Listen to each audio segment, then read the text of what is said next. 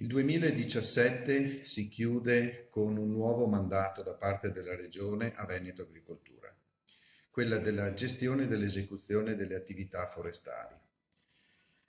Dei tre principali temi che riguardano le attività forestali, la programmazione e la progettazione rimangono in capo alla Regione, mentre l'esecuzione viene trasferita a Veneto Agricoltura. Questo processo è stato concordato con la Regione perché sicuramente molto complesso, ambizioso, ma sicuramente molto complesso.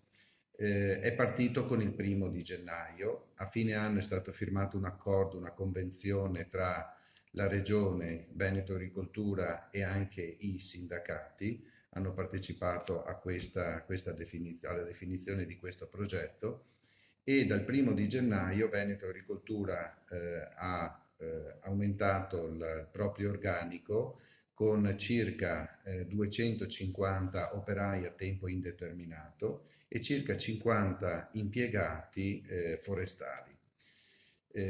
Oggi a Legnaro si chiude il progetto di assunzione degli operai per completare l'organico con 250 operai a tempo determinato stagionali che quindi daranno maggiore supporto e maggiore vigore a questa attività dei servizi forestali.